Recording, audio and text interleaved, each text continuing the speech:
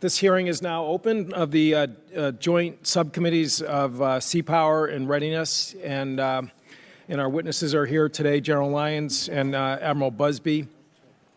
Again, the topic today is on U.S. TRANSCOM and MARAD, the State of Mobility Enterprise, and again, this is an issue that straddles both subcommittees, and as in past years, we've tried to do this on a joint basis so that when we get to markup, we're all sort of going in the same direction. Before we get started, I would like to just take a moment of privilege to recognize someone in the audience here today who is the former chair of the Seapower Subcommittee who's visiting the Hill this week, and that's former Congressman Gene Taylor from Mississippi. And thank you, Gene. It's great to see you here. So, good afternoon. As I said, this is a combined hearing of the Seapower and Projection Forces Subcommittee. Again, by way of background, the two subcommittees hold this joint hearing each year to receive testimony in the posture of TRANSCOM and also the MARAD mission, which falls under joint jurisdiction of the T&I Committee and the House Armed Services Committee. This year comes at an important moment for several of the major mobility programs. The Department of Defense recently completed a new mobilities, capabilities, and requirements study as directed by Congress in 2017. Members of the Seapower Subcommittee had already the opportunity to review the strengths and significant weaknesses in that report as it guides future investment in our mobility forces. In addition, the Air Force has now accepted its first new tanker aircraft, but technical deficiencies and other issues continue to plague the program as our existing tankers advance towards near senior citizen status. On the Sea Lift side, we continue to face the challenge of recapitalizing an aging ready reserve force, as well as training ships for our state maritime academies. Unfortunately, due to the delayed budget submission this year, we do not have the benefit of reviewing specific proposals and funding levels with our witnesses today. However, I would remind our members that these two subcommittees have exercised independent judgment outside of the administration's budget proposals in the last 2 years in order to address these persistent obstacles to achieving the goal of a high-functioning mobility enterprise. For example, last year, the administration proposed cutting the Maritime Security Program by nearly 30%.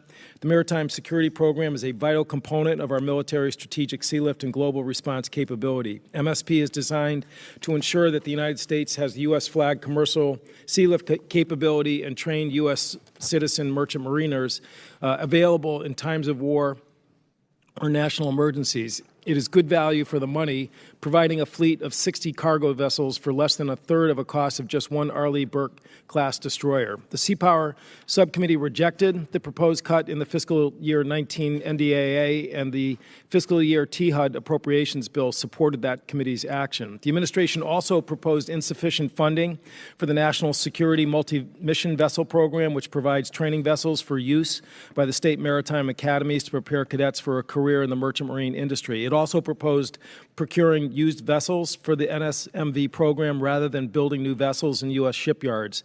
This subcommittee rejected both proposals, authorizing sufficient funds for procurement of one NSMV and including language restricting MARAD from procuring used vessels for the program.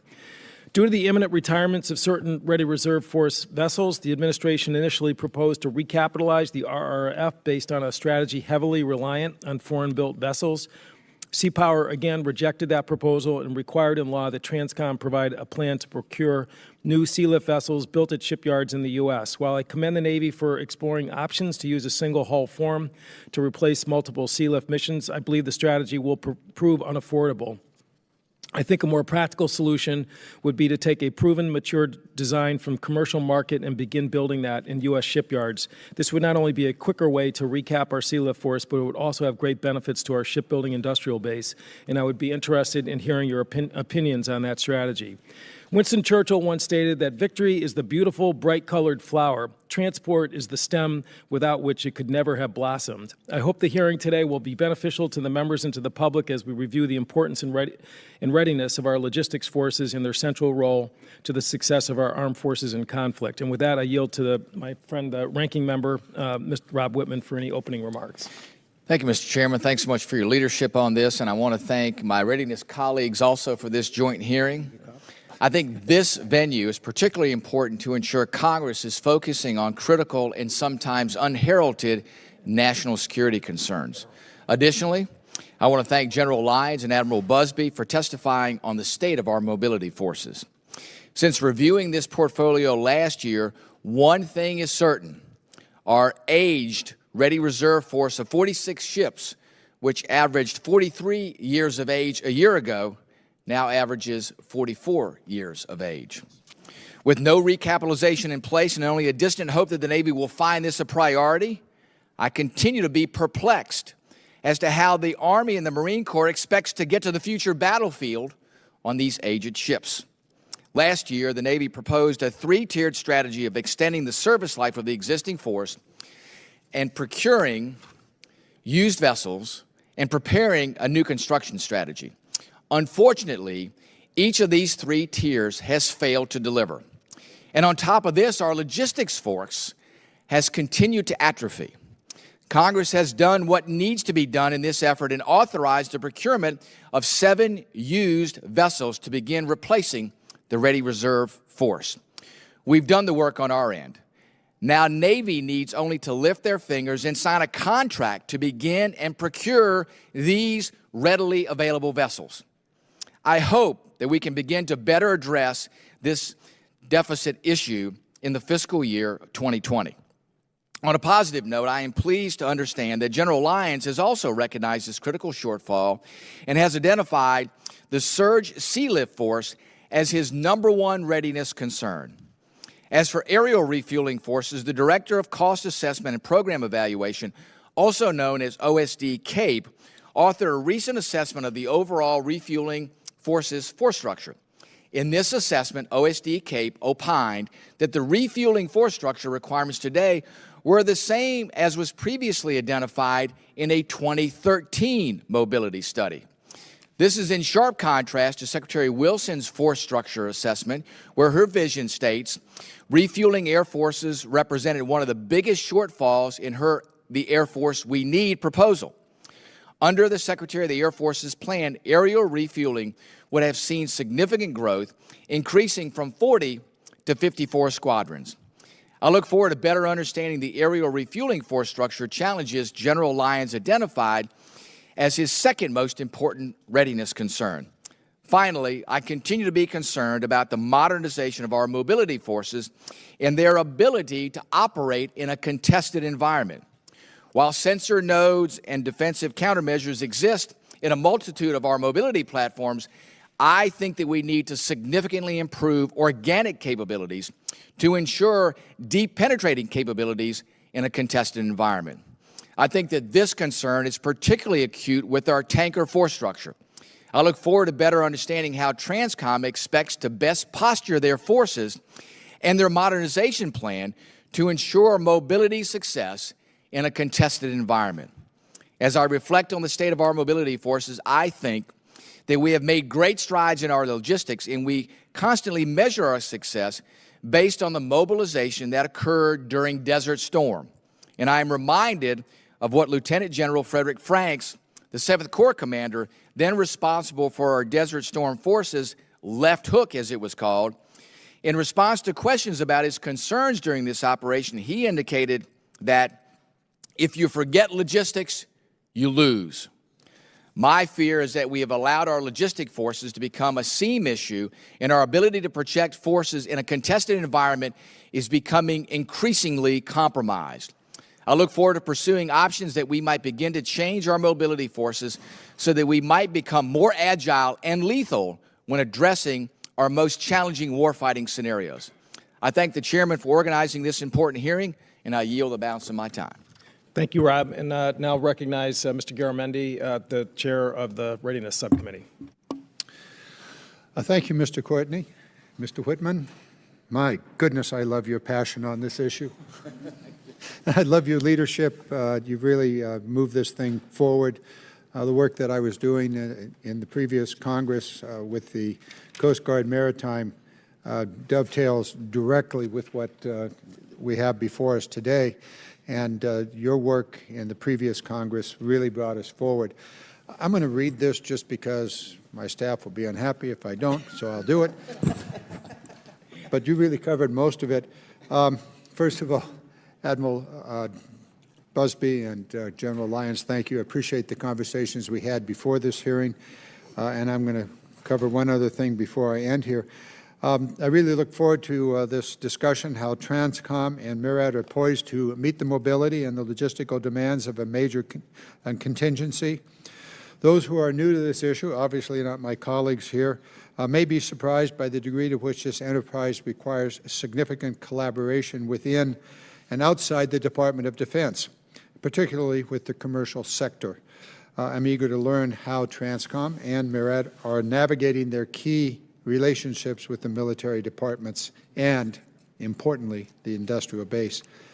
Moreover, General Lyons and Admiral Busby, I encourage a very frank discussion today. We're not going to dance around this issue. Obviously, my colleagues in their impassioned opening statements made that clear that they won't either. The issue of mobility is absolutely crucial. It is often overlooked, but you can't go to war without it. I really love the quotes you guys found. Those are really good. So I won't go into any more of my own quotes here, and maybe I'm not even capable of establishing one. Our ability to take the fight to the enemy is predicated on the proper functioning of the aircraft and vessels needed to move our troops and their equipment. As yet, I am concerned with the service's continuing ability or not ability to prioritize investments with combat power without sufficient regard to the required logistics and mobility assets. And so, as our witnesses are keenly aware, advanced platforms and technologies will have little opportunity to matter if we lack the ability to project that power and get it where it needs to be done. It's critical that we have robust strategy for recapitalizing our aging sealift fleet. In particular, I'd like to understand how the committee could further assist in doing that. Another issue is before us, and that's the issue of the personal property of the men and women of the military. We could probably spend several days on this issue. General Lyons, we talked about it. I told you that I would like to see your strategy and the way in which you intend to pursue and why it's the right way to do it. I won't go further into this except to say this chart that I asked you to prepare when we talked yesterday is before us. Those red X's and the yellow X's ought to give our friends with whom we spent most of the morning, the combatant commanders, a real serious headache, and indigestion. This chart represents why we are here today and what we need to do to address it. With that, I yield back. Thank you, John. And now recognize the ranking member of the Readiness Subcommittee, Mr. Lamborn. Thank you, and I want to thank you all for having this hearing, Mr. Chairman. And today, the subcommittee will hear from the Commander of Transportation Command and the Administrator of the Maritime Administration on how well DoD is postured to meet the heavy and sustained logistical demands of a major conflict. And I've heard some great quotes from Winston Churchill and Lieutenant General Franks, so I'm going to throw in a quote, although I don't know who made it. I just know the quote itself, and that is, amateurs talk about strategy, professionals talk about logistics. And I think that highlights the importance of logistics when it comes to fighting warfare and being successful. And that's why you two men are doing what you do, and that's why you're here today. While TRANSCOM has operational control of some Air Force and Navy-owned aircraft and ships for this mission, a major contingency will require the substantial assistance of the U.S. commercial air and shipping fleet, as well as the domestic rail industry. Further, TRANSCOM must rely on the military departments to budget for critical organic assets such as ships, planes, reinforced rail cars and ports, and commercial air, rail, and shipping industry to willingly participate in defense logistical programs. TRANSCOM can influence but cannot direct Army, Navy, and Air Force budget decisions, nor commercial industry business decisions. We understand that there are some deficiencies given this complex system and that these must be addressed. Among these are the Air Force's aging tanker fleet and some near obsolete vessels.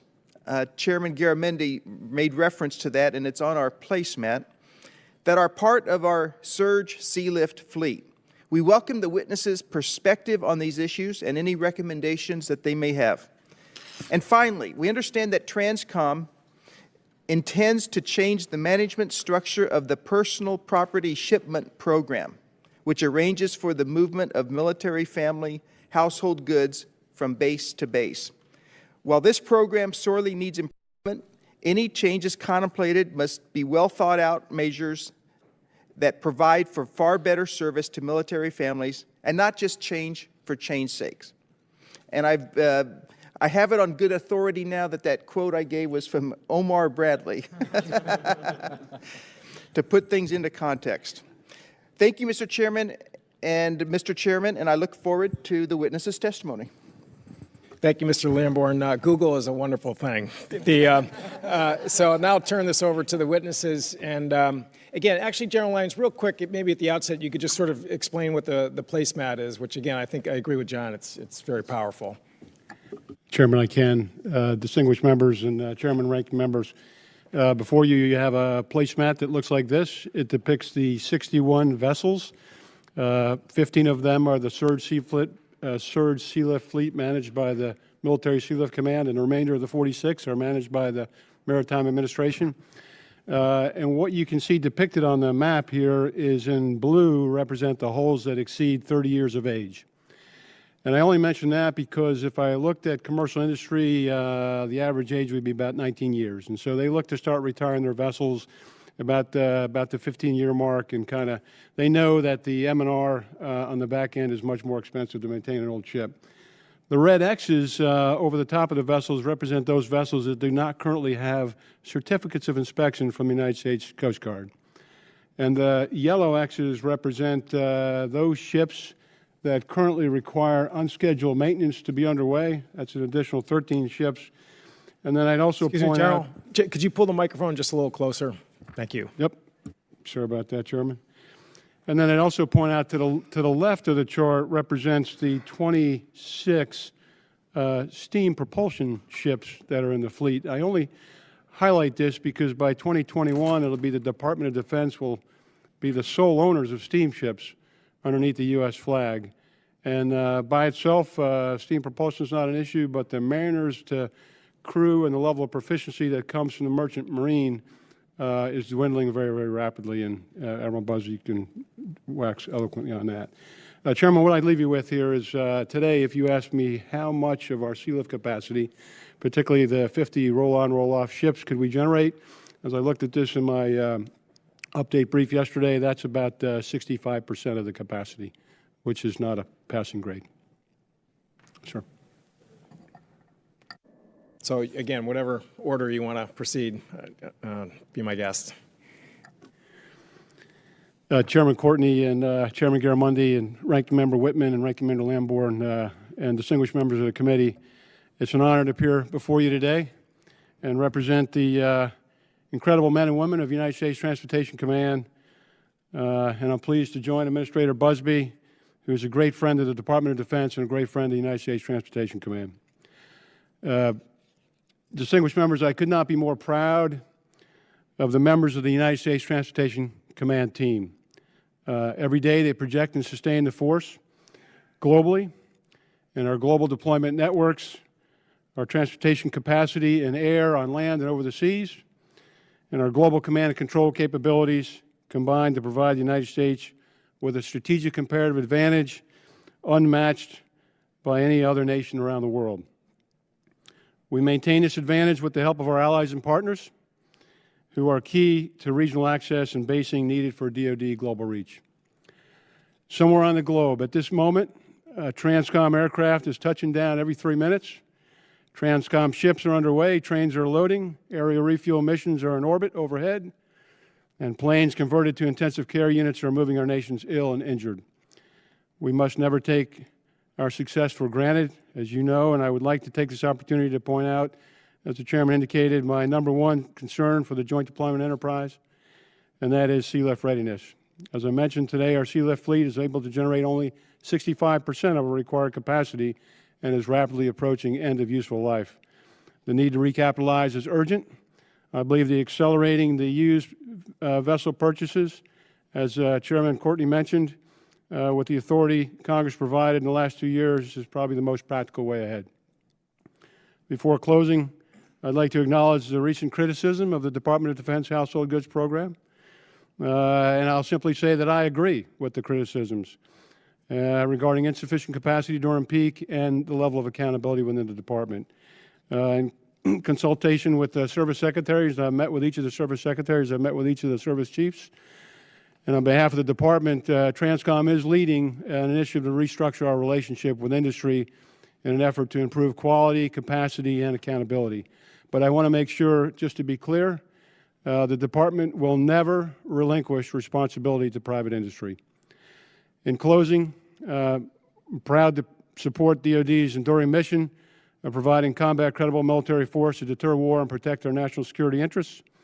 Our nation relies on TRANSCOM to respond with an immediate force on short notice and seamlessly transition to projected decisive force when needed. I am fully committed to retaining this strategic comparative advantage. I thank you for your support to the Department and to TRANSCOM, and I look forward to your questions, Chairman. Thank you, General. Admiral?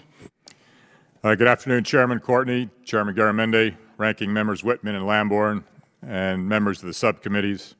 I appreciate the opportunity to discuss the Maritime Administration's role in supporting the Department of Defense's strategic sea lift capabilities. U.S. strategic sea lift consists of government-owned vessels and assured access to a fleet of privately owned, commercially operated U.S. flag vessels and intermodal systems, and most importantly, the civilian mariners that operate them. Together, this group of ships and mariners transports equipment and supplies to deploy and sustain our military forces globally. However, our sea lift enterprise faces critical challenges to providing the readiness assurances needed to meet the global threats we now face. The Navy-funded, MARAD-operated Ready Reserve Force is comprised of government-owned ships and a National Defense Reserve Fleet. The RRF fleet is maintained in a reduced operating status of 5 or 10-day activation readiness to support sea lift missions during major contingencies or special tasking.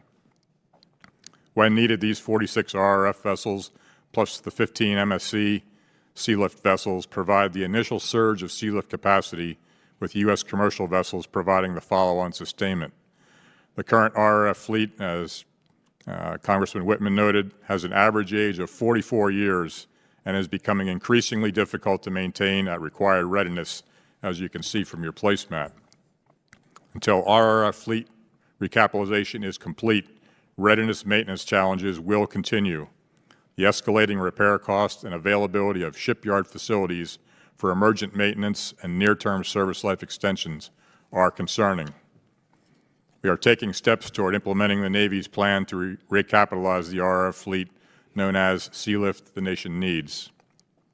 A key part of that three-pronged plan is the acquisition and conversion of used ships for the RRF, beginning with the purchase of 2 vessels as authorized by the FY18 NDAA.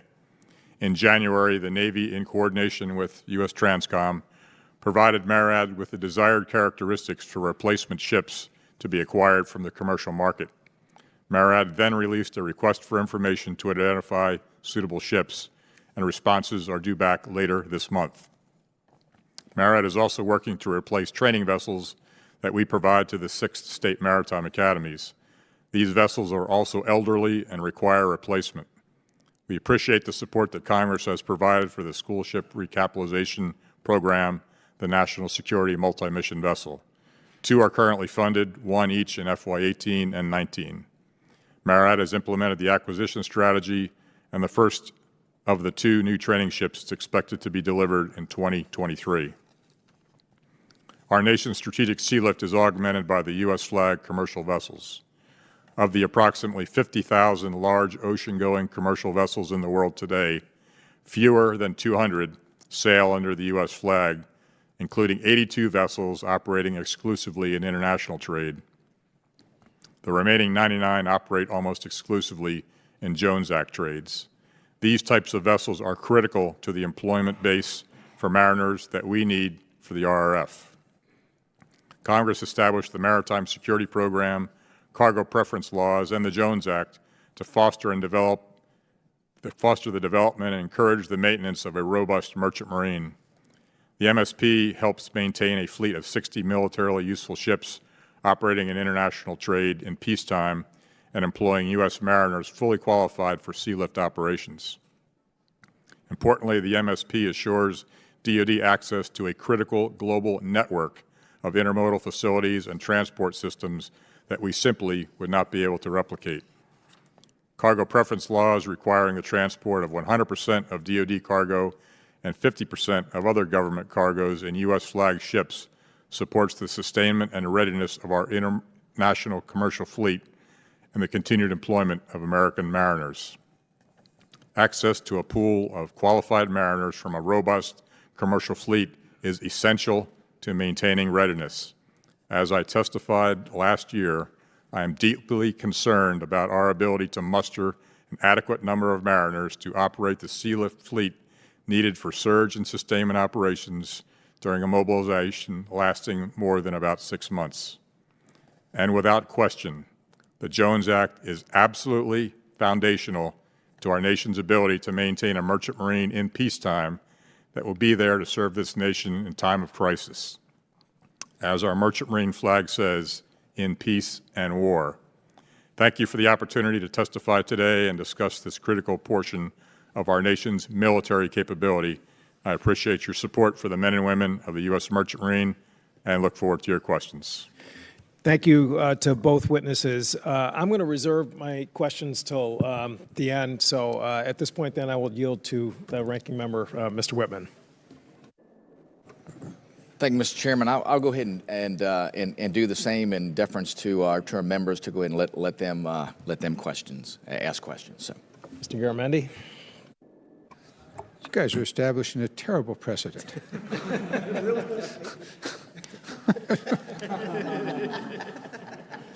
We've got to end this practice right here. I won't take too long here. I had the pleasure of going over almost all of these questions with the witnesses in the previous days, but I think there are a couple of things that we need to get on the record here, some of which you've already talked about. I want to be very specific about how we're going to how you intend to carry out the plans that were in the last year's NDAA. You mentioned it. I want you to go into detail, Admiral Busby. If you would start that. The plan, buy ships, build ships, where are we? And as you go through that, could you keep in mind the placemat and specifically the critical ships that are absolutely necessary immediately if needed? So if you can kind of pull this together, how are we going to carry out the law? Okay, thank you. Sir, thank you. So again, the three-pronged plan: service life extension, buy newer used ships, and build new ships. The build of the new, that's still several years down the road. The Navy is focused on doing that. I don't expect to see those ships for 5 or 6 years at the very earliest. So I'm really concentrating on the two pieces that I have that are nearest to me. The service life extensions.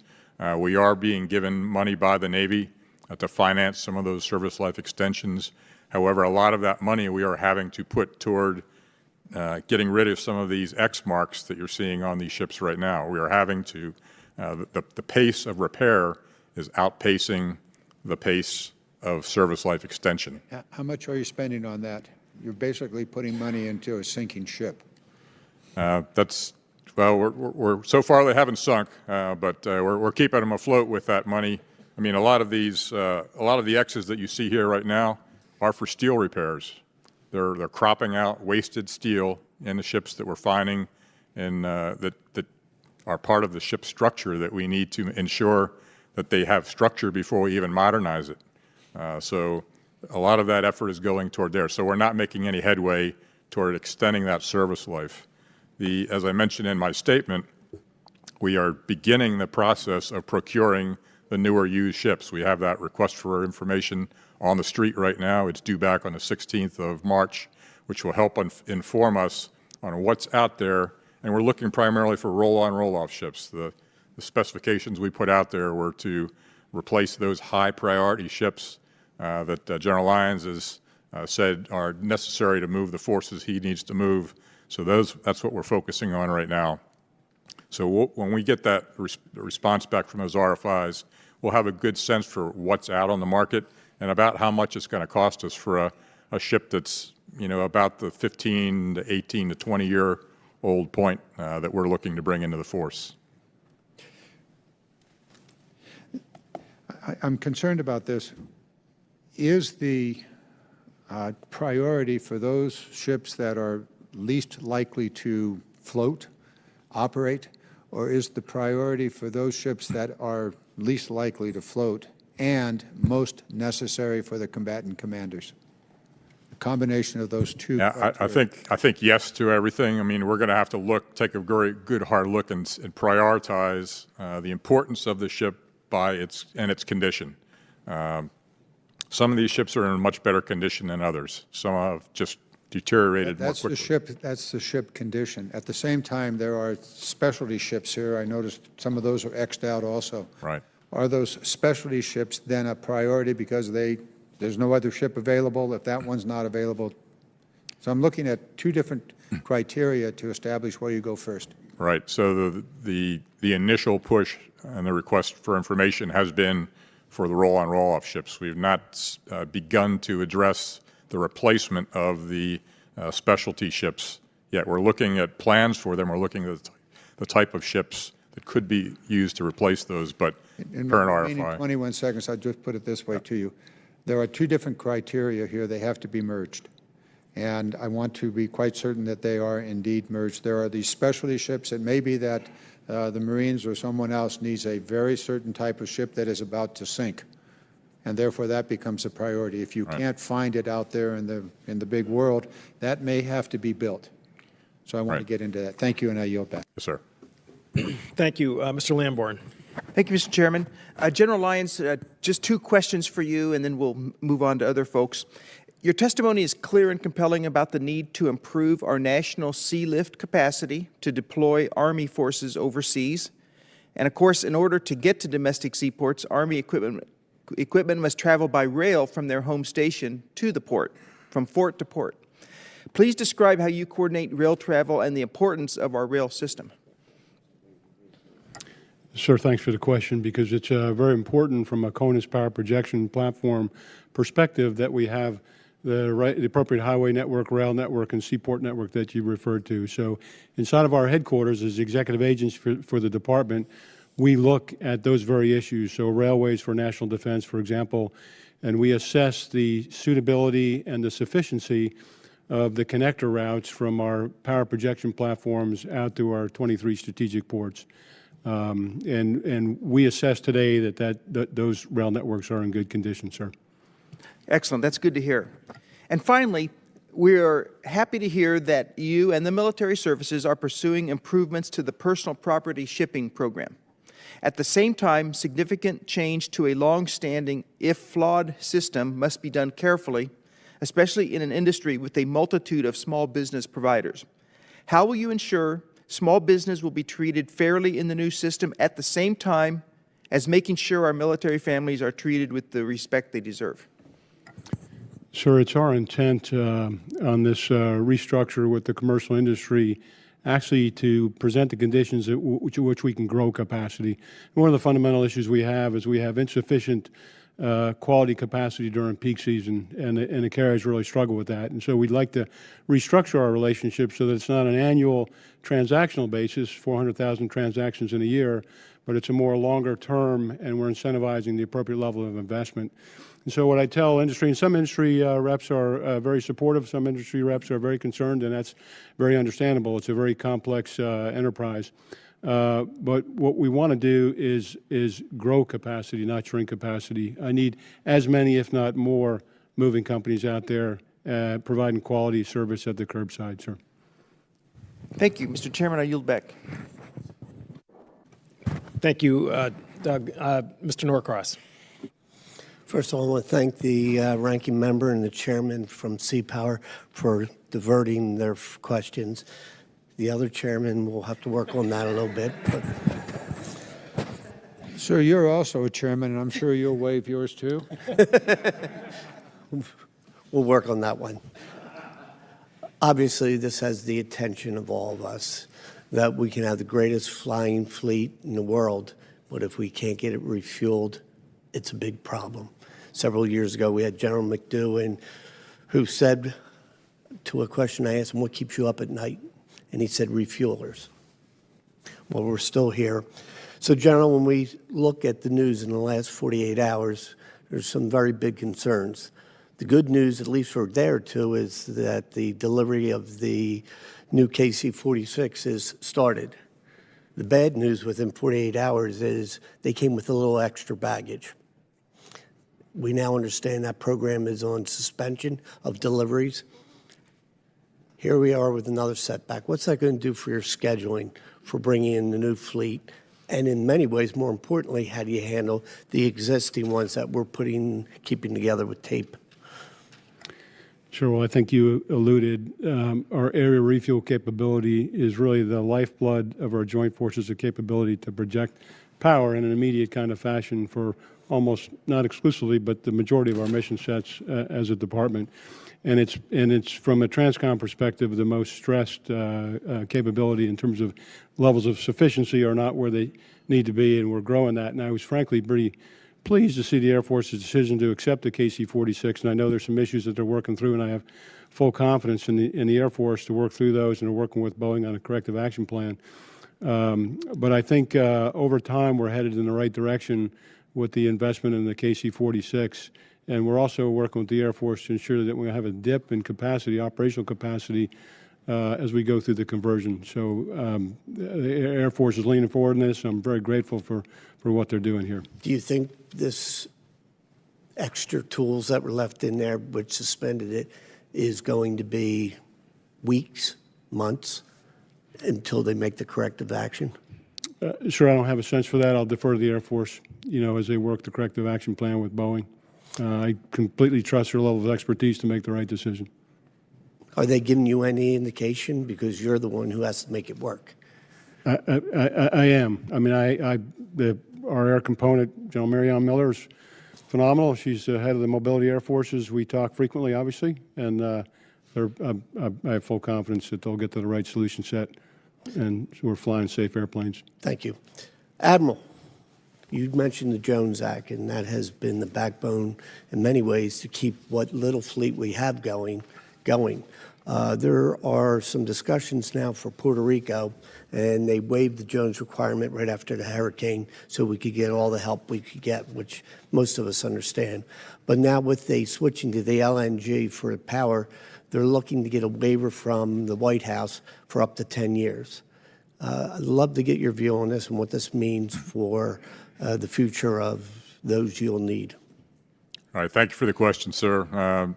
As you rightfully cited, Jones Act is absolutely foundational, and we in Department of Transportation and Maritime Administration particularly we're going to live and die on the Jones Act. There are provisions in the Jones Act for waivers. They're very specific. Has to be for national security impact. We're aware that the waiver has been requested by the governor. That has to be evaluated based on impact to national security, and I think that process is working its way through the system. It has not come to MARAD yet, so if there's a case to be made, it will have to be made. So in your view, would it be a positive step for the executive order or a negative step? Well, again, if there is justification for such a waiver, we'll have to just make I shouldn't put you in that position against the president. We know how critical this is. I'll leave you with one bit of good news. Each of us had the honor of making recommendations to the different academies. For the first time, the highest number of applicants were for the Merchant Marines. I'm happy to hear that, sir. So it will only take another 10 years to get them experience. I was appointed from New Jersey myself. Thank you, and I yield back. Thank you. Mr. Scott. Thank you, Mr. Chairman. Gentlemen, I want to talk about the issue with regard to STEAM and education, if you will. I think we have 6 maritime academies in the United States. And my question is, because this issue of STEAM is something that's been brought to us before, are we mandating that students take classes in this area to graduate and with a degree from those academies? Yes, sir. All of our graduating third assistant engineers that have unlimited horsepower licenses, so all of those that are coming out of the 6 state maritime academies plus Kings Point, all have STEAM endorsements when they graduate. But if I can follow up with that a little bit, it's not the issue, I don't believe, and correct me if I'm wrong, but the reason we have the yellow marks on the ships is not that we don't have somebody who's capable of operating that ship from a captain's standpoint. Is it not from a maintenance standpoint on the steam turbines? It's not just so far we have sufficient steam engineers as we sit it right now to operate those ships and to fully man them when we have to activate those ships. The challenges of maintenance are not strictly just to steam plants. There's diesel ships on here as well that are suffering the same. It's the structure of the ship more than it's the power plant that's suffering the readiness issues. Okay. At least it appears that there's a larger percentage of steamships that are not operational than there are on the other ships. They tend to be the older ships. That was my next question. Is that simply due to the age of the ships? I know that you're a graduate of the Merchant Marine Academy. I just want to express my support for that academy and how important it is to our national security. Thank you, sir. Took my kid up there to look at it, and he opted for Valdosta State University, and so they hit my credit card this morning. What about the service life extensions that the Navy is currently funding for our ships? These maintenance contracts are obviously, this isn't something that many times happens in one fiscal year or in many cases even 2 fiscal years. Is there a way for us to do that in a more efficient manner where it's better for our contractors and for us? Maybe the multi-year appropriations, if you will? That's a tough one to answer. We work very closely with the Navy, our funding source, and we lay out for them our proposed, what needs to be extended. A lot of the time on the ships, it's control systems for and replacement of obsolete equipment, the equipment that's not even produced anymore. So those are the kinds of things that enable that ship to extend its service life. We lay out a pace with the Navy that we would like to achieve, especially when it comes to some of the equipment that's less supportable than others. And the Navy works with us in terms of providing that level of funding back to us. And it ranges anywhere between about $800,000 to $3.5 million per ship to do some of those service life extensions. And so I assume there's been an evaluation done on service life versus the purchase of new used, and which ones? Right. There's a business case that the Navy is doing that we've assisted with. We provided input to some of the ships that are more critical and more difficult to replace. Some of the specialty ships, as Mr. Garamundi mentioned, that lend themselves to. They're in a slightly better condition. The idea is we extend these ships out to 60 years in some cases. If the case is there to be made to do that. So one last question, if I can, and following up just a little bit on what Mr. Garamundi said. Ships like the SS Cape May that move barges, if I'm not mistaken. Right. We only have 2 of those. Correct. Correct. I assume we keep one on the East Coast, one on the West. Yes, is sir. That if we needed to go to the private sector to lease a barge carrier, is that available in the private sector, or is that something that if we lost one of those ships that we would simply have to start over? Well, we actually have a sister ship in reserve status down in Beaumont, Texas, that could be potentially used. Those types of ships specifically aren't in commercial use anymore. They're very specific, which is a heavy lift ship. There are other ships more modern ships that can do a heavy lift type mission. So when we ultimately have to replace these ships, it will likely be with a ship that looks a bit different but can do the same sort of mission. We're also looking at the possibility of re-engineering a ship like this. You know, the hull on these ships are pretty good shape. It's the steam power plant that's Sure. more difficult. So that's not out of the realm of possibility either. Thank you for your time and your service. And Thank you. Congresswoman Loria. Well, thank you, General Lyons and Admiral Busby, for being here today to discuss this important topic, and thank you, Admiral Busby, for going through some of the details with me yesterday. I wanted to highlight first that the Merchant Marine has, since the founding of America, been an integral part of our national defense, as evidenced by the fact that during the Second World War, they suffered the highest casualty rate of any branch of the military, losing 1 in 26 mariners and 733 ships. So I want to thank all merchant mariners for their continued service to our nation. My focus today, I want to, in addition to the material condition we've talked about, I want to focus on several assumptions that we're making in determining whether our sealift assets are ready when we need them. There was a Maritime Workforce Working Group in September of 2017, and several assumptions were made during that working group about the availability of mariners, and the shortage of mariners was identified to be about 1,800.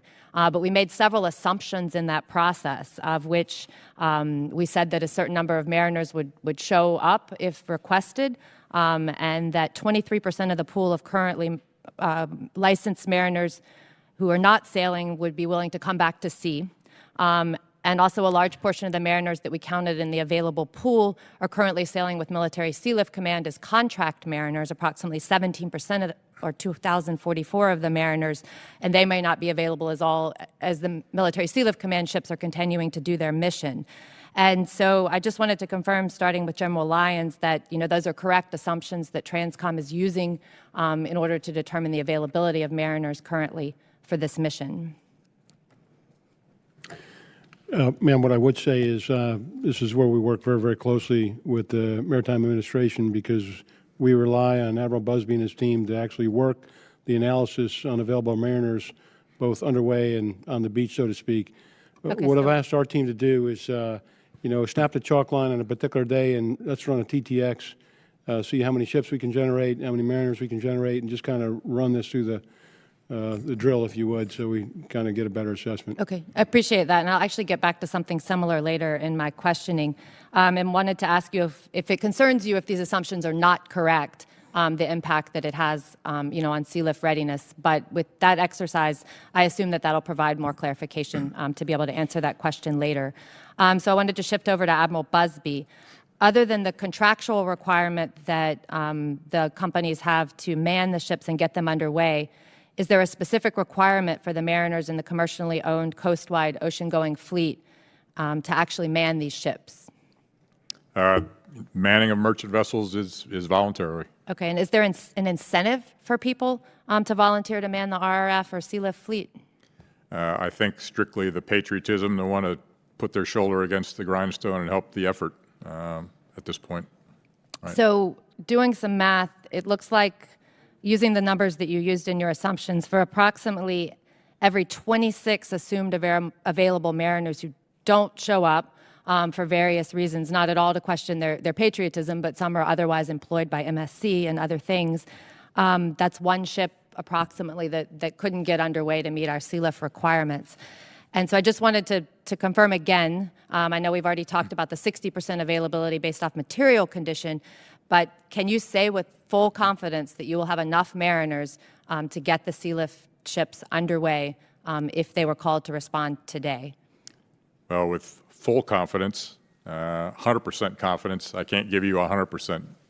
And what I can tell you is when we did that report, ma'am, labor was very heavily involved with that. So they provided their insights, they provided their views on the numbers and how many people they felt would respond. So they have given us fairly good confidence that the numbers we have come up with, we're pretty confident we can get all the ships initially I understand. In the interest of time, I'm going to continue to the last part of questioning, but I do understand that you're taking a closer look to make sure of the confidence of that data.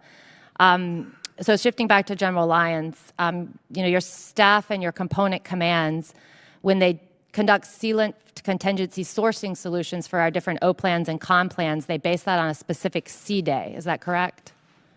Yes, ma'am, that's correct. Okay, so when you do contingency sourcing and you take into account the MSP and visa ships on that sea day, do you use an assumption of a time frame? Is it 10 days that you use to determine when they would actually be available? We do have a set of assumptions. Wouldn't necessarily discuss it in the open forum, but I'd be happy to come back to you and take that for record, ma'am.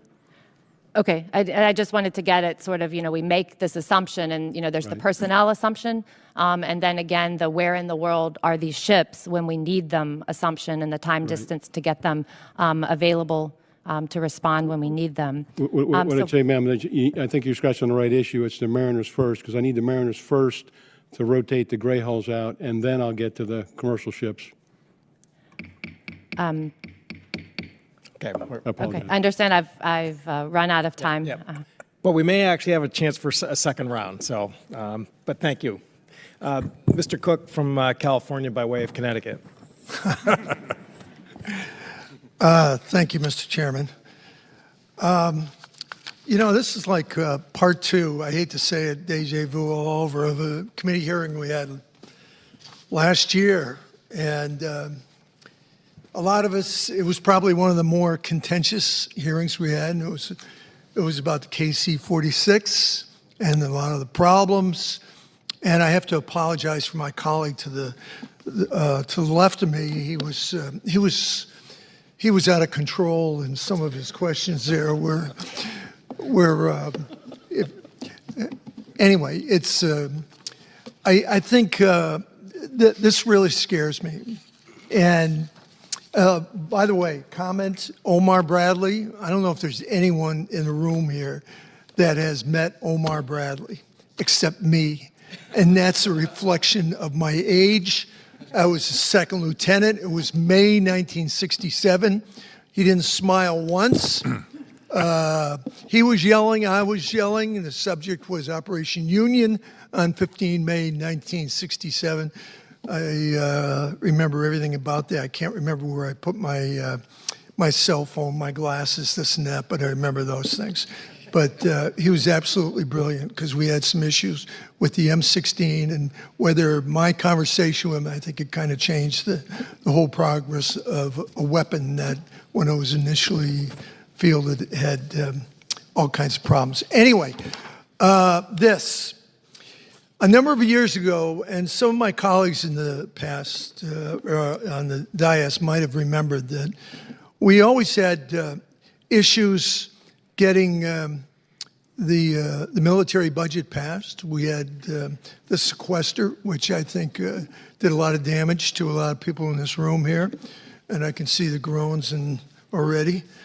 But we finally got a number of people, and I won't mention who it was, to talk about readiness. And when they started actually saying that units were C3 and C4, not combat ready, it had an impact on me as a former military. It had a lot of impact. Hey, you're sending troops off to combat, sailors, what have you, and not combat ready. And I'm looking at this, and I'm saying, if you marry this up with the op plans and the dependence upon, for whatever reason, you might as well rip up the op plans or just, you know, put C4. It's not going to happen. And I think we've got to be very, very candid in that. And to be very honest, the reason I'm mentioning this, I think it would have a sense of urgency from Congress in terms of correcting this, because I don't think we can carry out those various op plans that these ships here are supposed to take care of. They're not going to show up.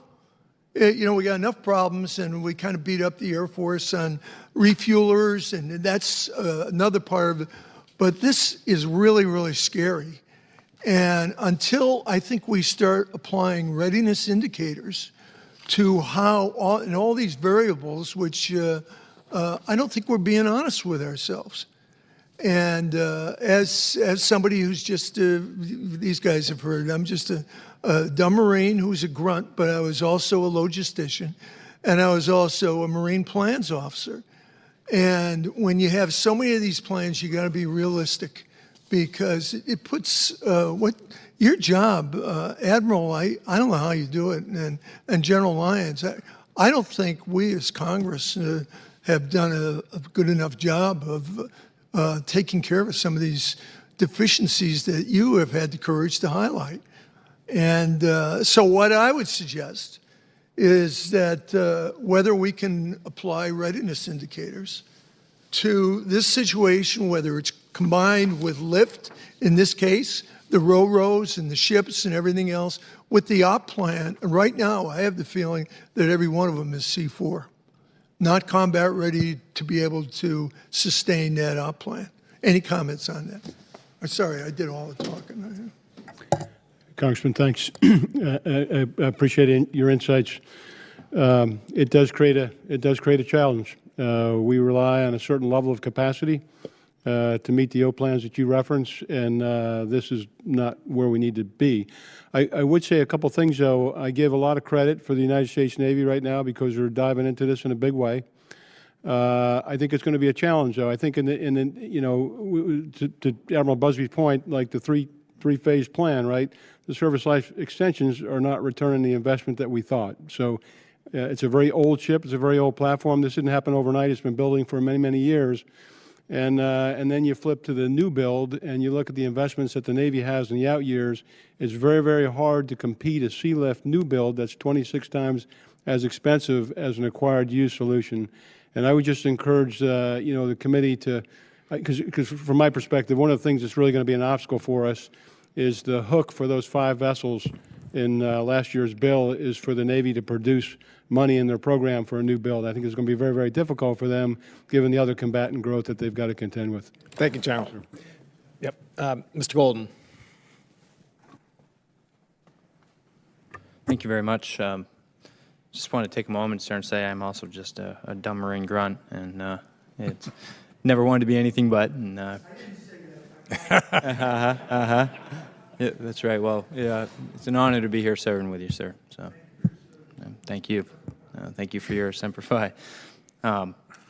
Sir, I just wanted to, I'm sorry, Admiral Busby, wanted to talk a little bit about the Mariners programs and the workforce. Being from Maine, we have Maine Maritime Academy up there. And I think Congresswoman Loria and others have already broached the subject, but I thought we could just dig further, beyond whether or not you think you have the capacity you need right now in terms of Mariners to get this job done. What are your concerns beyond that down the road, looking into the future? What's the shortage look like? And I know that you work with the maritime academies. I assume that you'd like to see more people going, and it sounds, Congressman Norcross said it looks like that's moving up, but I'm sure it's not enough. But are you working beyond the academies with, let's say, other institutions that are out there in high schools or just a level above in fishing communities? Because I can tell you that there's a lot of people out there growing up in fishing communities where the fishing opportunities are not as great as what they used to be. So I'm just curious, what are you doing, or what can we do to help you? Yeah, thank you for your question. Obviously, our academies are our key source of injecting officer licensed labor into our U.S. Merchant Marine. But to your point, we are working at additional levels, different avenues, vectors to get people into the Merchant Marine. Last year, Congress passed legislation that establishes domestic centers of maritime excellence. It's going to allow community colleges and technical colleges to be designated as maritime centers of excellence, their programs, so we can use those as accession sources to bring people not only into the deep sea merchant marine, but also into the Jones Act domestic merchant marine as well. And we're working through the process of how we would qualify those institutions. We expect to have that out probably a little bit later this year on how to enroll those. To your point, though, we're also working at the high school level. We're reaching out. I visited the New York Harbor School up in New York, the school in Baltimore, the school in Philadelphia, school in Cleveland. There's lots of young folks that are interested in pursuing maritime careers, we're going to do our best to try and nurture them and bring them on board. Thank you. I'm glad to hear that, sir. I'm working with Congressman Don Young on a bill that has to do with establishing programs in high schools for young fishermen That's great. and making sure that the interest stays, peaked, because when they don't see the opportunities, I think they start looking elsewhere for a career. I would encourage you to keep looking into that. It's a Skipper's program up in Maine is the one, and it's geared towards helping lobstermen and others. But I mean, they're doing great things like building simulators so that young 16-year-old men and women can learn how to steer ships. These are lobster boats, but maybe you can do something similar with merchant marine vessels as well. Yes, sir. Thank you. Thank you, Mr. Golden. Mr. Byrne. Thank you, Mr. Chairman. Gentlemen, thank you for being here today. I really appreciate Ms. Luria bringing up the number of merchant Marines we lost in World War II, because Admiral Busby, you remember last year we talked about my Uncle Jack was one of them. Yes, sir. And all hands on his ship went down when the German U-boat sank it. I do worry about the level of attrition that we could face if we got into major conflict. You and I talked about that last year. Sure. I do want to kind of get an update from you, because we had a really good discussion about that. Earlier this week, the President, I think, took a good move when he issued this new executive order, which makes it easier for our active duty sailors to more easily transition their maritime certifications to service in the merchant Marines after they leave active duty. And that's a good move on his part. And I know we talked a lot last year about some of the things you were doing. You've talked about them today, but other than supporting the Maritime Security Program, the Jones Act, what specifically can Congress do to help you beef up the number of merchant Marines we've got out there? Thank you for that, sir. And I think the area where we can generate the most and the fastest and the most increase in merchant mariners is to give them more places to work. That means more ships under U.S. flag. That's how we're going to get more merchant mariners, quite frankly. They're not, a number will join, but they have to have some place to work. If there's no place, if there's not enough seagoing billets for them to participate, they're not going to come in. We can have every program we want in the world, all good, and we will likely see some growth in the Jones Act fleet because we're increasing our maritime highways and that sort of thing. But the unlimited licensed people that we need to man these sea lift vessels, they have to have those unlimited seagoing jobs to work and advance in. We bring in over 1,000 people every year through the academies, the 6 state plus Kings Point, that come in to fill out the ranks of the Merchant Marine. They're not staying, by and large, beyond, they're not making a full career because there's not a full career in many cases for them to have because of the 82 ocean-going ships that we have now, plus the 99 Jones Act ships, doesn't leave enough room for all of those people to continue to move forward, and the rather onerous requirements that now are in place for licensing take up a lot of money and a lot of time. And as young men and women get to the 7 to 10 year point in their careers where they're getting ready to make that jump to the higher license levels, the more senior people that are going to be the chief engineers and captains, they're not seeing the upward mobility. There's only so many places for them to go, and if they don't see the growth, they're going to do other things. So getting more ships under U.S. flag is really kind of the key here. Yeah, well, we talked about the Jones Act last year, and that sometimes is a point of controversy here in Congress. And sometimes I have to point out to my colleagues that what we're really talking about here is a matter of national security. Absolutely. If we don't have our own people to man our own vessels, we're relying upon people from other countries and other vessels from other countries to take our troops, our equipment, our material, our supplies to places where we are in potentially major contest. So I appreciate your giving us more of that, and I hope you will continue to provide that to us. But we're going to need that to continue to communicate to our colleagues the need that we have with regard to that. So thank you for that, and continue to provide that information. Thank you, sir. General Lyons, what Representative Cook was talking about was we had a hearing last year with the Seapower and Force Projection Subcommittee with the Air Force about the tanker. and this was before the tanker had been accepted, and we registered with the Air Force, all of us, bipartisan, a lot of concerns about where we were. We were assured by the Air Force that they would not accept that aircraft if it had unremediated substantial deficiencies. And what I'm told is that we did, that they made some changes, but they did not adequately remediate. And so we've got an aircraft that's 2 years past its delivery date. It's not meeting the specifications in the contract. And now we have this new problem that things have been left in the aircraft, a part of the manufacture of them. And I know you're relying upon the Air Force. I understand that. You don't have a choice about that. You have to. But I'm just making sure you hear from us what we told the Air Force last summer. Now, we desperately need these tankers. I got that. And we've got to get them in. You need them very much. And it bothers me that we've got airmen that are up there with these old aircraft. But I just want to make sure you heard from us the concerns that we had expressed to the Air Force last year, and hope that will be reflected back. And I yield back. Thank you, Mr. Byrne. Mr. Kelly. Thank you, Mr. Chairman.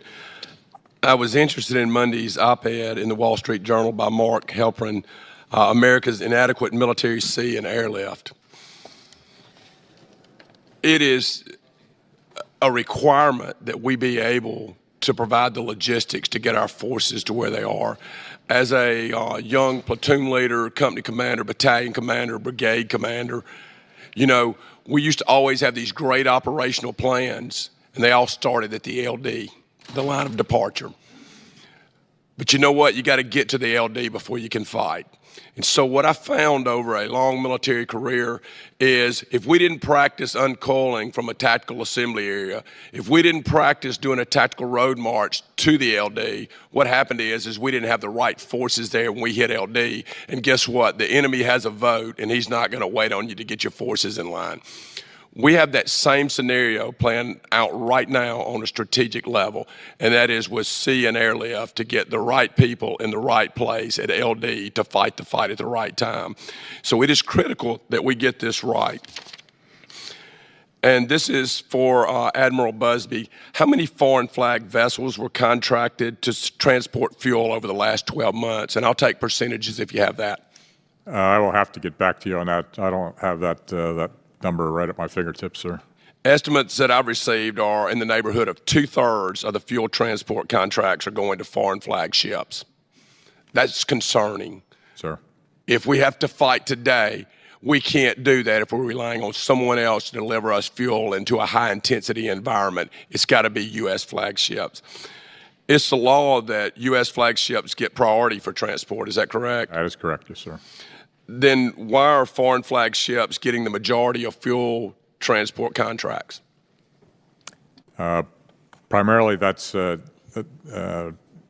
can answer that anecdotally. Military Sealift Command typically contracts with DLA to move that cargo. Fact is, there are only 6 U.S. flagged tankers trading internationally right now. If they happen to be in the right position and positioned to carry that cargo, then they will get it. Typically, they, however, are not in position. Okay. Is there a system online that provides U.S. shipping industry with a future projection of what contracts will be open for bid 30, 60, 90 days out in the future so they can actually project and plan to have the right ships available at the right time? I am not aware of one that goes out that far, sir. Would that be a pretty good idea? That would certainly help U.S. flag carriers to plan. Yes, sir. You know, and I can tell you from dealing with Strategic Air Command and C-17s and KC-135s and 46s, there's a lot of fleet management that goes on, and you guys do fleet management. And so when you give those contracts to someone else and cut out Guard and Reserve, or you cut out our Maritimers, they can't maintain their ships because consistency of contracts and knowing that there's going to be contracts allows. And I can guarantee you, if they know what they're planning for, that this chart changes, because if they know they're going to have the shipments, they're going to have a crew and they're going to have the ship ready to do. But if they don't know and don't have any consistency, then there's no need to get a ship ready that may or may not sail. So I'll tell you, I think the fleet management is critical, and we have to make sure that we're using the right sources, whether that be our peacetime maritimers, our U.S. flagships, or whether we're talking about our Guard and Reserve C-17s and KC-135s and 46s, because if we don't do that, we lose. And I don't think there's really a response I need on that. But next, General Lyons. We've all heard about TRANSCOM's plan to privatize DOD transportation of household goods. And we've all seen recently what blind outsourcing has done to the military housing industry. And so what studies or what reports or what things do you have in place to ensure that we take care, because first and foremost, we owe our soldiers, sailors, airmen, and Marines the ability to move their goods without waiting on that. What have you got in place to make sure that we don't take advantage of those guys? Well, Congressman, to be clear, there's no plan to privatize. Everything we do, every task in the household good industry is done by industry. It's just that the relationship with industry is about 950 transportation service providers to one. And each service. Real quick, I only have 10 seconds, and you don't have time to answer this, but I'm curious about how the same companies that you already use and adding another layer of process is going to improve it. So if you can answer that one for the record, and I know you can't now, my time's expired, but thank you, General Lyons. Thank you, Mr. Kelly. Mr. Bergman. Thank you, Mr. Chairman, and thanks to both of you for being here.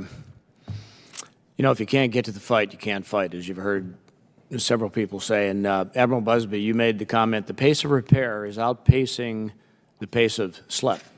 So would you just elaborate on that just a little bit more so I understand exactly what you meant, please? Sure. Thank you, sir. We provide estimates to the Navy on what repairs we need to do on our ships on an annual basis, dry dockings that are required by the Coast Guard, other scheduled maintenance that must occur. In the midst of that, we also factor in planned upgrades to do those service life extensions, things that we want to do. So we get a budget, a chunk of money to kind of do that. As we go through and inspect our ships or have Coast Guard inspectors come aboard, we're discovering that there is a lot deeper level of repair that's required. And when we put those ships into dry dock, we're finding and dig into tanks and dig into areas you don't typically get to.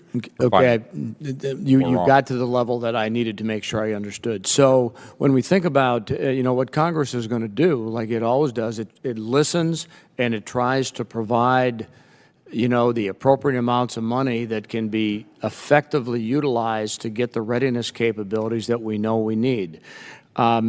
Is there... DOD, among others, they don't happen to, have the corner on this market. But because of my experience in DOD, I've seen enough of it where we continue to spend valuable limited resources on legacy systems, or in this case, old ships, and we add $1, then there's another $1, and we don't have a plan defined enough to do that transition to next gen or new ships. It's kind of like I drive a fleet of old cars, and I promised my wife I wouldn't put any more money into one of my oldest favorite trucks, but I love it. And but the point is, there will be a time where it moves on. Can you through TRANSCOM, through whatever program, can you provide us a transition better from when it's time to stop putting money into a ship? As soon as you find something, you just say, no, we're going to stop this, and then move forward with a new ship or some other solution rather than throwing good money after bad? Is that an ask too big over a period of time here? We work with the Navy all the time, sir, on trying to find out where that knee of the curve is. And a lot of things have to factor in. Have we made any progress? I mean, have we gotten any better at it over the last 5 or 10 years? I would like to think so. Okay. Well, when you think about the craft, the Civil Reserve Air Fleet is fairly well defined. We know what assets are out there. If we need in a rush to grab that, that's by contract. And I would suggest to you somehow, whether it's building other ships, whether it's having contracts, as we've already talked about here with other carriers, that some derivative of that will help us plan for you to provide us the assets that the military needs to prosecute the fight. And what I heard was said was, if we have more ships under U.S. flags, we'll have more jobs. We'll have more jobs. We'll have more career-level jobs for the 6 maritime academies as they exist now, plus Kings Point, Sure. to bring the young men and women into a vital field that is spectacular. In fact, in Traverse City, Michigan, the Maritime Academy there, just with them, a couple of weeks ago, and they are motivated. These young men and women are so excited. So with that, thank you for what you do, and Mr. Chairman, I'll yield the rest of my time. Thank you, Mr. Bergen. Mr. Gallagher. Just one quick question. We clearly have a sea lift problem, both a people problem and a hull problem. How do you assess the potential for autonomous ships like Sea Hunter to help us solve that problem? I would say the place that will be able to help us soonest, or at least what I'm thinking about, is in terms of assisting our sea lift ships to get to their destinations in a contested environment. We probably are not going to have enough naval vessels to provide escorts for all the sea lift ships. Try as they might, they're going to be busy doing lots of things, and the amount of ships that we're going to have to be transiting through. So having autonomous vessels that can help with the defense or escort of some of our ships, I think, has real near-term applicability in terms of how soon we're going to see, the big ships themselves autonomously going across the ocean. I don't think that's going to happen in the real near term. I think, if anything, it'll be phased over time. There are a lot of obstacles yet to be dealt with before we get there, the least of which is, just the security of the cyber security of operating such a vessel, the position finding, how we're going to conduct that vessel across the ocean in a way that its position finding won't be interrupted or corrupted, and taking that ship off course. There's all sorts of concerns that go along with an autonomous sort of vessel, not to mention just the labor aspects. Okay, appreciate it. That's all I have, Mr. Chairman. So for a ask first, I'm yielding back more time than I've consumed. It is duly noted. Ms. Hartzler. Thank you, Mr. Chairman. I have 3 questions for you, one dealing with the ships and the other with the KC-135 and one about logistics. I hope we can talk fast here, but start with you, Admiral Busby. In trying to sort through my notes here, and if you could clarify where we're at in getting so that we can replace all of these ships that have issues. So from fiscal year 18, looks like we authorized and funded 1 new ship, the National Security Multi-Mission Vessel, and then we also that year allowed procurement of 2 foreign-built ships. And then fiscal 19, looks like a 2nd ship was authorized and funded, the National Security Multi-Mission Vessel, and then we also gave the Navy 5 additional used ships authority, and then 2 new ships for the Ready Reserve that are going to be delivered in 2026. So I'm just trying to, do we have a plan to keep moving forward? How many ships do we need a year? What's the combination of new versus used versus, I know that the Secretary of the Navy had a 3-phase program, service life extension. General Lyons, you mentioned that a little bit, how they're having difficulty with that. It goes back to the question of General Bergman. When do we scrap that idea and say, this isn't worth the money, we need to be investing in more used? It sounds like, General Lyons, from your comments earlier, you think we get more bang for the buck from getting foreign-built ships versus building them here. So what mix? Do we have a grand plan where you're asking for so many foreign-built, so many used, so many brand new, and at what point will we be able to say we've replaced all these X's? Ma'am, we do. We do have a plan. Navy has a plan, and they've presented that, a combination, as you mentioned, service life extension, used, acquired, and the authorization bill gave 5 additional, but that's also hooked to a new build. And that's really fundamentally, I think, the sticking point is the affordability of a new build. And the plan is based on the waterfall chart that ages these out in about 24 to 26 timeframe. The placemat in front of you just depicts a readiness problem today, immediately. And so what I'd like to see is I'd like to accelerate the acquired use strategy, and you know that could be at the expense of new build. I think the Navy's got some other bills they've got to pay. So did you say 2024, 2026, when you think will be all replaced, all of them?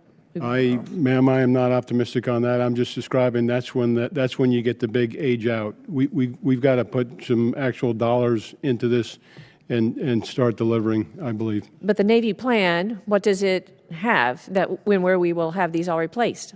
What year? Well, in the program, the money that's there today is for the first 2 acquired used in 21 and 22.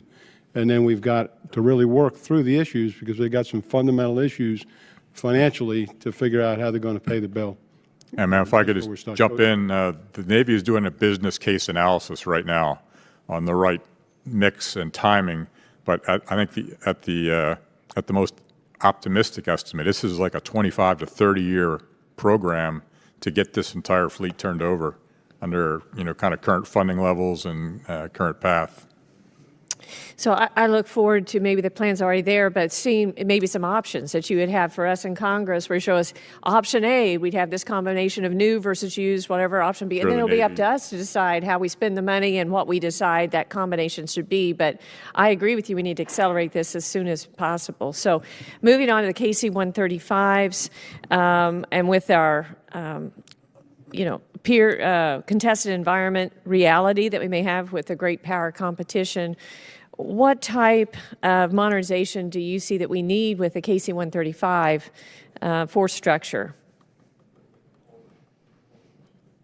Ma'am, I think you realize the average age of that plane is about 57 years old, and it's going to be in the fleet probably for another 20 years. And so the Air Force is investing more money to improve the readiness of the fleet. And then with the delay of the KC-46, they're also working perhaps to delay some of the currently planned retirements, at least to retain some level of capability for the combatant command. And the rest of the details, I'll really defer to the service on that. Okay, since I have 23 seconds, I'd just like to ask for the record, there's a concern with this logistics move going to one agency as well. It sounds like you're going to draft a proposal next week for that, but if you could let me know, how would a new sole source contractor specifically improve on areas where data shows needed improvement? And secondly, how will a sole source contracting model create more capacity, trucks, warehouses, labor, when the contractor would have to rely on the same underlying network? So thank you very much. You're back. Thank you, Ms. Hartler. So it's now back to myself and Mr. Whitman, and then we'll have the first pass-through completed. And I'll just have a couple questions here and then yield to Rob. Admiral Busby, as you note in your testimony, the Maritime Security Program is critical to maintaining a surge sea lift capacity with U.S.-flagged, U.S.-crewed vessels. We've heard from participating carriers that long-term advanced reauthorization of this program is important because they have to make investment decisions which stretch out further than 2025. Right. And I guess there's also a reimbursement issue in 2022 that I think is also creating concerns. So I guess for the record, can you state whether you would support a long-term reauthorization of the Maritime Security Program as sort of a to-do item for the subcommittee this year? Yeah, I think it would be to the program's benefit and to all of our benefit to get that under our belt, to get that reauthorization completed and moved on. We have to make sure that with my compatriot here from TRANSCOM that the tenets of the program remain firm and that we're delivering the capability that he needs. So I think with that caveat, I think it's important that we could go ahead and move forward with that. General Lyons, do you have any comment? Chairman, I agree. I agree with Admiral Busby on that. Again, Admiral Busby, in your testimony, you sort of alluded to the fact that you are going to be pursuing a, quote, construction manager, close quote, approach for the National Security Multi-Mission Vessel Program. Can you kind of put on the record and explain to us how this approach is different than the way the government usually procures ships and what advantages it has? Sure, Mr. Chairman, happy to. So this was directed by Congress that we procure these national security multi-mission vessels using this method. And we're using, as you point out, a vessel construction manager. And we're actually evaluating prior to an award right now, is going to be a U.S. flag Jones Act carrier, a company who has recently built a ship in the United States, which there are several companies that have done that, recapitalized their Jones Act ships. So we're going to call upon their expertise in procuring commercial vessels, which the NSMV essentially is, to go out and contract with a U.S. shipyard to procure this vessel using commercial means. And we believe that we'll be able to see substantial savings in both time and schedule to get this ship delivered best value to the government. Great. So, again, is this an approach that you would recommend Congress to explore for other auxiliary vessel programs? I think it has great promise. I think there's a lot to be learned. You should watch us as we execute this over the next year or two to see if it pans out the way we think it will. But I think, assuming that we do our jobs correctly, that it has great promise to be applied to other shipbuilding programs as well. Well, and it seems like, the message here today is time is the enemy, so we've got to sort of find every efficiency and way to accelerate that we possibly can. So thank you. Mr. Whitman. Thank you, Mr. Chairman. I want to thank our witnesses for being here with us today. General Lyons and Admiral Busby, I wanted to drill down a little bit more on this three-tiered strategy that the Navy has. One is to do service life extensions on existing ships, and we see from the placemat here that there are challenges with that, especially with the age of those ships and the extent to which they need to be maintained or modernized or service life extended. And the other part of that is to buy used ships, and the other part is to build new ships. The bookends of that strategy is one that there's a lot of resources that have to be expended to put into bringing up to maintenance standard and certification these old ships, and that's what they are, old ships. The other bookend is there's not capacity in the industry today to build those sea lift ships as we speak. So where we find ourselves is the number of ships that we build, or excuse me, that we buy used. Give me the perspective on the cost associated with bringing up to certification the ships here on this chart that you provided to us versus expending dollars to buy used ships. Give us the economics of cost associated with the maintenance and upgrades of existing ships versus buying used ships. I'll go ahead and give a first shot on that, sir. Old ships that get older, no matter how much you fix them, they're going to continue to age. Other parts of them that you haven't touched yet are going to have issues, and the costs to do that maintenance just rises exponentially. There's just no getting away around it. Steel just continues to rot away. So some of these that have very special capabilities that we need to keep around as long as we can, as long as they're in reasonable shape and continue to put money into them, we will. We're going to obviously be working very closely with the Navy, and there will be a point, there will be a knee in the curve where it just makes no more sense to dump any more money into them, no matter how special those ships may be. The replacement vessels that we're looking at bringing into this fleet are, a decade or two younger than the ships they're going to be replacing.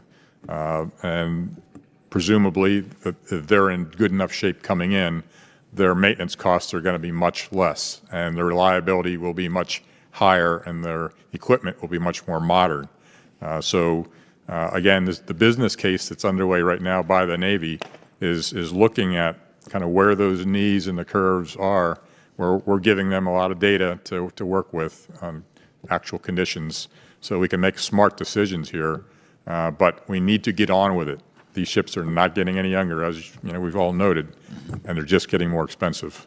Yeah, very good. General Lyons, any perspective on that? Sure. The only thing I'd say, in the Navy, to Admiral's point, is working this very right now. And what I'd say is with the service life extension, and again, I don't want to get ahead of the Navy on this, but in a couple of examples I've looked at, it's probably about 3 times as expensive as was budgeted, probably about twice the period of time, and they're not coming out of the shipyard with certificates of inspection. So in the near-term strategy is not delivering readiness. Used ships vary, 25 million, maybe to 60 million, depends on the age. And a new ship is 26 times that. Seems like to me that it makes sense, and I know the Navy's doing their analysis, but it makes sense to not put lots of money into old ships that right around the corner are going to have more and more severe problems in order to keep them at sea. So it does seem like we need to really accelerate the purchase of these used ships. I appreciate your perspective. General Lyons, I did want to get a quick perspective on you looking at the OSD Cape study versus the number of tankers that they say we need, which is a static number, and the assessment by the Air Force of the Air Force we need perspective that says we need a lot higher number of tankers going in the future. I want to get your perspective on where you believe the right place is as far as number of tankers in the future to perform this refueling mission. Sure. As you know, the 18 authorization directed the department in concert with TRANSCOM to conduct a study on the sufficiency of mobility enterprise against our war plans. We did conduct that. We assessed the level of sufficiency. We did assess increased risk, significant risk in the area refuel portfolio, and we also acknowledged that the work we did was largely inside the program, so it was with the current existing planning set. But as we work that, we also understand that the Joint Staff is working updates on global integrated planning construct, and the department's working updates on defense planning scenarios. So we'll have to evolve this study as those plans and demand signals evolve. Let me ask this. The relativeness of terms here, I think, is important. When you talk about significant risk, that's nomenclature that if you talk to folks outside, they go, well, what's significant risk? I want from your perspective and the official designation of that term, is significant risk acceptable risk? No, sir. Department typically invests to moderate risk. Significant risk would be above that level. So you would say that in those situations, the place where we find ourselves with tanking capability is beyond the point of where we should be comfortable with that, or where we should say that's acceptable risk? That's correct, sir. Okay, thank you. Mr. Chairman, thank you so much. I yield back. Thank you. Mr. Garamendi, second round. Thank you. Very, very quickly, the placemat is very, very helpful. There's a second line here, and that is there may be a specialty ship that isn't on this mat, or maybe is on this mat, that is desperately needed. And that may be a ship that has to be built because there's no other used ship out there. I'd like you to take that analysis and get back to us on that. Mr. Kelly brought up the issue of the movement of personal goods. And General Lyons, we discussed this yesterday, and I would appreciate if, for the record, you would provide us with a detailed justification for the change that you are proposing. I understand it is soon to be underway. If you could very quickly, not the whole justification, I suspect that to be a significant document, but just the timing, where we are, and finally, also an assurance that current contractors and new contractors would be able to participate. Sir, absolutely. I appreciate the question. This is a topic that I've received more letters from Congress than any other topic in my combatant command responsibilities. The fundamental issues at stake here really are sufficiency during the peak and accountability. This is not entirely an industry issue. The department and the way we run this program is part of the issue, frankly, a large part of the issue. And that's really what's driving our effort to restructure. I've been meeting with CEOs. I've got a meeting next week to meet with industry reps and their chief executives. We're wide open on how to shape this relationship. But today, if you were to look at the way we manage this program in the department, completely diffused, completely decentralized, every service is running their own thing. There's no enterprise approach. A carrier can be suspended over here, working over here. And so we're not doing due diligence for military families. And at the end of the day, that's really what this is all about, is to deliver better curbside service. And the idea about moving to a single move manager really is a longer-term relationship than one transaction at a time, so that we incentivize a level of investment in the industry and allow industry to run industry, because right now we're over-engineering the process, and it's excluding carriers that want to participate but won't because we're too hard to work with. You've received letters, so have we, and they're coming into my office and our offices also, so the justification and the explanation would be very much appreciated. Finally, there's very few of us left here, but almost every member has expressed concern about the ability of American shipyards to produce ships. There is a program that's underway. It's called the Energizing the American Shipbuilding Industry. The leadership of this committee, all of us, were in on last year's bill. It will soon be reintroduced, and that could lead to some 50 ships, LNG, as well as tankers being built in American shipyards with the jobs thereof. With that, I yield back. Thank you. Mr. Lamborn, to be followed by Mr. Kim. Thank you. And General Lyons, when we visited earlier, we didn't talk about pre-positioning, but I'd like to ask your philosophy on that, and if you have any goals or improvements or changes that you want to make going forward to make that an even better approach to our logistics. Sure, thanks. That's an important part of the strategy. Mike.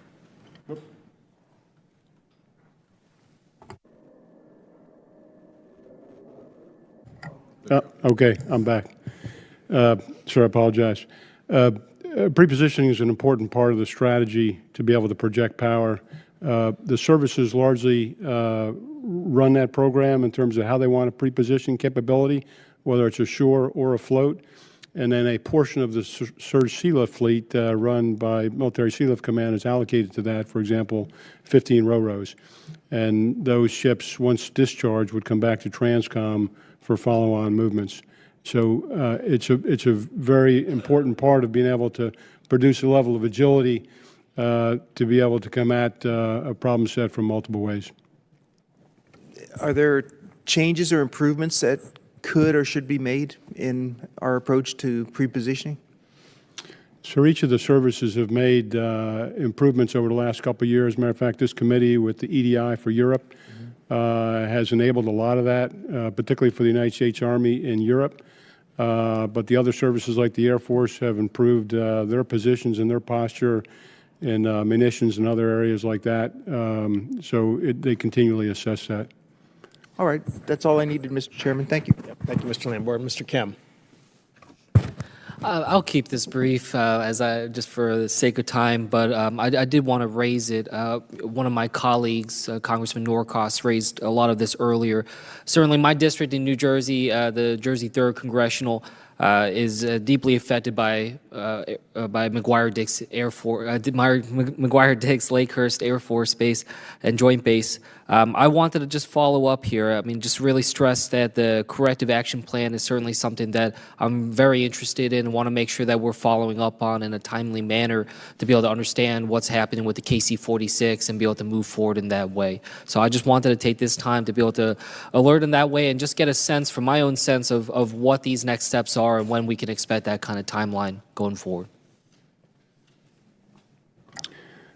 No, yes, sir. Fair enough, and I'm very interested in that myself. You know, the Air Force is working this. I think they've got a good plan. They're working with Boeing on the corrective action plan, if you're talking about the near-term issue. And that'll be a decision really by the Air Force acquisition executive whether to proceed with acceptance of the, continue the acceptance, restart the acceptance of the KC-46. Okay, great. Well, look, this is a critical element of our joint base and what we're trying to get done.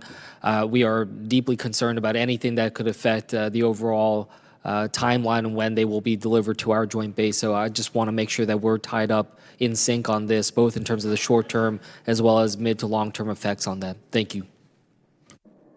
I yield back my time. Thank you. And Mr. Kim, it's very possible that the Seapower and Projection Forces may be doing a follow-up with the Air Force, again, because obviously that's sort of where the center of gravity is right now, and we'll certainly keep your office informed. So, yeah, thank you. With that, I think we're, Mr. Whitman. Just very quickly, I want to circle back around with General Lyons, looking again at airlift. The National Defense Strategy, as you know, emphasizes great power competition. It's our understanding when the President's budget comes out next week, it will also dovetail with resourcing the necessary capability for great power competition. One of those areas we talked about constantly is tanking. We see the KC-46A deliveries. We see some shortfalls with the capability of that aircraft under certain situations. And with that, we see the KC-135 is going to have to perform the tanking mission well into the foreseeable future. Give us your perspective on service life extensions on that aircraft, because we're going to continue to need it. It is an older aircraft. It's been through a number of service life extensions, but give us your perspective on what we need to do to make sure we have the fleet necessary. And of course, the number is 479. We're not anywhere near 479, which means we may need to keep some of these aircraft that had been planned to be retired, like the KC-10, KC-135, for extended periods of time. If you're going to do that, that aircraft has to be capable. So give me your perspective on what we need to do with the KC-135 fleet. Well, sir, I just, for the Air Force, I was recently down at Tinker, where the Air Logistics Center, where they refurbished the KC-135, and it is absolutely impressive what the Air Force is doing with that model of airplane that's been around for nearly 60 years. And they'll continue to figure out how to fly that for probably 20 more years. Again, as I mentioned earlier, the Air Force is looking at this across all their weapon systems, and from my perspective, it's about capability over time. You alluded to sufficiency. We are short against the objective, and we're kind of thinking that could actually grow, as you mentioned. And so the two major initiatives are to bring on the KC-46 and then to maintain the life expectancy on the KC-135, as you mentioned, and that's where the Air Force is pushing right now. Thank you, Mr. Chairman. I yield back. Thank you. So this hearing seems to be having its own service life extensions. We have been joined by another member, and a good member, Mr. Cisneros from California. Thank you, Mr. Chairman.